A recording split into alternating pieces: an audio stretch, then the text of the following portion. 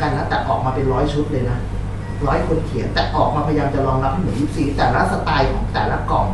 จะมีดีเทลในการวาดภาพที่ต่างกันตามที่เขาเข้าใจหรืออินเนอร์เกิดกำลังจะบอกไว้ว่าศิลปะเสมือนจริงแล้วก็ภาพจริงศิลปะคือหน้าไพ่ทุกอันจริงไหมแล้ววาดให้คมเอาหน้าตาคนจริงๆเข้าไปใส่ก็แต่ว่าเสมือนจริงขึ้นมันจะขยับขึ้นจากศิลปะเสมือนจริงและสุดท้ายมันจะเหมือนจริงที่สุดก็เหมือนภาพจริงนั่นแหละแสดงว่าบังคับนิดหนึ่งนะเขียนคำว่าภาพจริงเท่ากับภาพเสมือนจริงเท่ากับภาพศิลปะ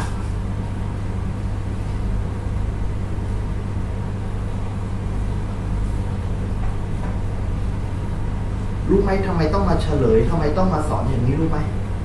เพราะกำลังจะบอกว่าอะไรรู้ไหมวิดีโอตอนนี้จะเป็นต้นแบบของการสอนและปฏิรูปการสอนของเมืองไทยในการสอนไพ่เพราะมันจะทำให้ทุกคนได้เห็นในทุกมิติที่แตกต่างดังนั้นรู้ยังถ้าเราไม่มีไพ่เราจะมองภาพอะไรก็ได้ใส่อะไรเข้าไปใส่เฟรมมันเข้าไปนึกออกใช่ไหมใส่กรอบมันเข้าไปนึกไม่ออกอ่ะเอามือถือถ่ายรูปเอาหน้ามือถือมาดูก็ได้ถ้าเอามือถือถ่ายรูปสมมติเราไปดูลูกค้านี่นะครับเราถ่ายบรรยากาศหรืออารมณ์นั้นเรียกว่าจุดกระทบแล้วเอาภาพตรงนั้นที่เกิดขึ้นในมือถือมาดังนั้นวิธีการอ่านฝึกง่ายๆแล้วกลับไปฝึกกันนะฟังใหม่นะภาพคือการบันทึกจริงไหมแล้วการบันทึกเนี่ยมันคือมันคือสิ่งที่ตาเห็นอารมณ์ร่วมเกิดจริงไหมสิ่งหนึ่งที่ใกล้เคียงกับภาพและอารมณ์ร่วมเกิดเหมือนกันข้อความก็ได้เพราะข้อความก็บรรยายถึงอารมณ์จริงไหมและไม่ใช่แค่ข้อความอย่างเดียวนะคำพูดที่ได้ยินก็บรรยายถึงอารมณ์ได้จริงไหม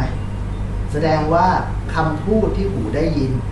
ข้อความที่ตาได้อ่านภาพนึกออกไหมครับที่ตาได้มองกับบรรยากาศที่ร่างกายได้สัมผัสล้วนเป็นอารมณ์ได้หมดเลยนะล้วนอ่านออกมาได้หมดเลยนะกำลังจะบอกว่าวันนี้กลับไปนะลองฝึกข้อความที่เพื่อนไลค์แอนแชร์ภาพรูปภาพข้อความใดๆก็แล้วแต่เขากำลังจะบอกว่าส่วนที่ขาดในใจเขาขนาดนั้นคืออะไรกำลังจะบอกว่านี่คืออะไรรู้ไหมการอ่านความต้องการคือส่วนที่ขาดทำไมเขาถึงแชร์เพลงนี้มาเพราะเพลงนี้มันโดนใจแล้วทำไมโดนใจมันเคยโดนใจหรือขนาดนี้กำลังมีเรื่องสะกิดใจให้นึกถึงเพลงนี้ขึ้นมาอีกแล้วการแชร์ข้อความใดๆก็แล้วแต่ข้อความนี้กำลังแทงใจตัวเองอยู่แต่อยากจะบอกให้คนอื่นรู้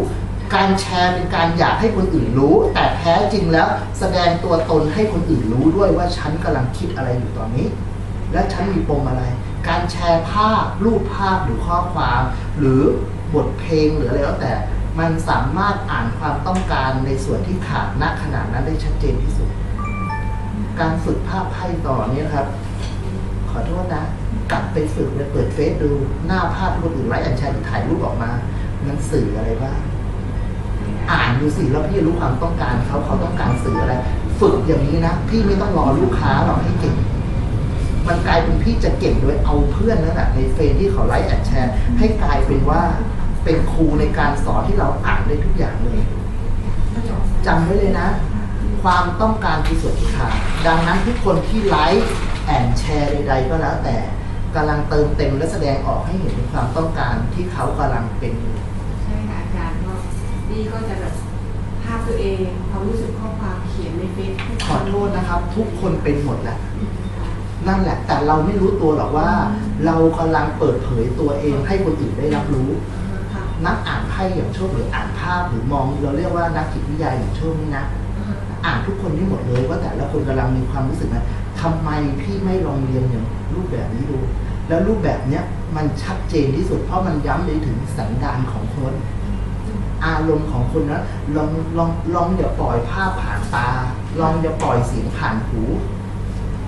ลองมองทุกอย่างลองจับทุกอย่างของสิ่งรอบตัวที่เราเห็นเขากำลังสื่อให้เราเห็นว่าเขาต้องการอะไรแม้แต่ภาพโปรไฟล์ใคร บางคนก็แล้วแต่ถ่ายแต่ภาพหน้าตรงไม่ค่อยมีแบ็คกราวด์ของฉากนึกออกไหมครับ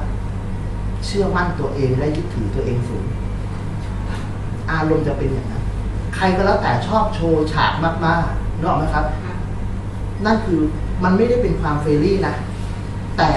ลึกๆมันซ่อนอะไรรู้ไหมมันซ่อนหนึ่งความไม่ชัดเจนในตัวเอง ขาดความเชื่อมั่น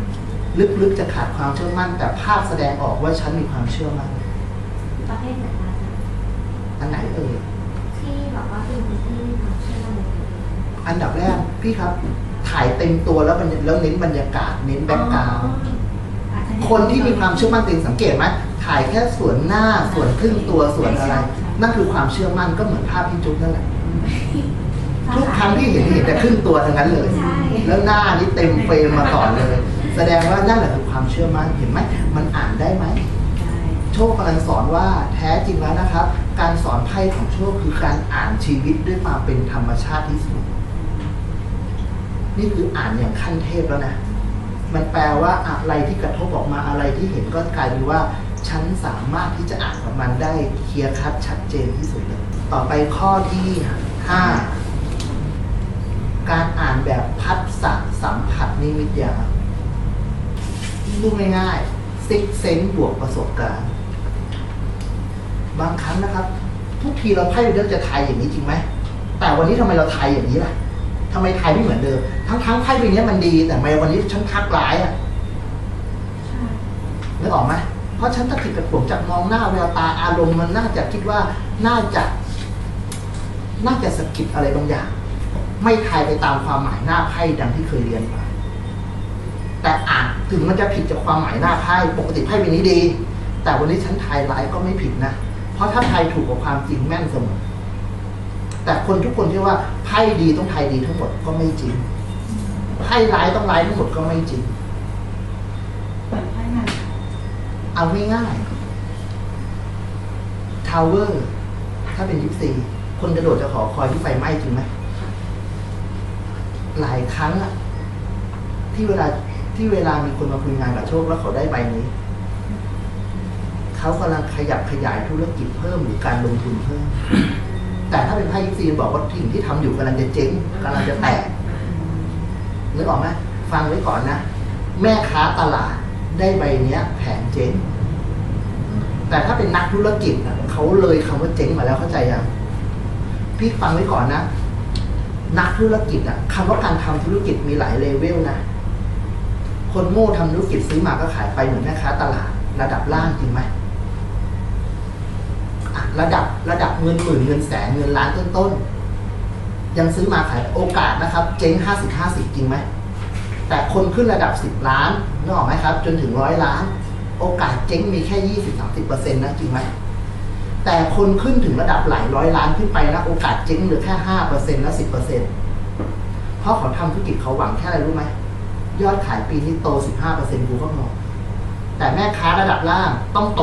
100% ต่อเดือนด้วยซื้อมาขายไปทำอาหารตามสั่งไหมครับกำไรขึ้นต่อขึ้นเห็นไหมมันแปลว่า 100% ไหมลงทุน100 บาทกำไรก็ต้อง100 บาท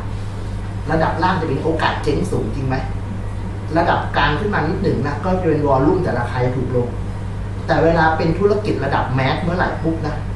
โอกาสเจ๊งจะยากดังนั้นพี่ชอบที่ว่านักธุรกิจเจ๊งง่ายนักธุรกิจที่รวยๆนะครับประสบการณ์ทักษะเขาเป็นไงบ้างแล้วเขากระจายธุรกิจในความเสี่ยงกับทุกตัวเลยจริงไหมถ้าไม่งั้นตระกูลเจ้าสัวคงไม่รวยขึ้นหรอกจริงไหมทำไมตระกูลเจ้าสัวไม่ชิบหายกันบ้างเพราะอะไรนะเพราะต้นทุนและหน้าตักที่หนาและธุรกิจที่ลงอ่ะกำไรมันน้อยแต่เวลาสะสมเป็นวอลลุ่มยังไงบ้างเยอะนั่นแหละเวลากำไรน้อยแปลว่าขายได้ถูกจริงไหมแล้วเมื่อขายได้ถูกจะขายได้ง่ายจริงไหมแล้วเมื่อผลิตทีเยอะๆต้นทุนก็ยิ่งถูกอีกจริงไหม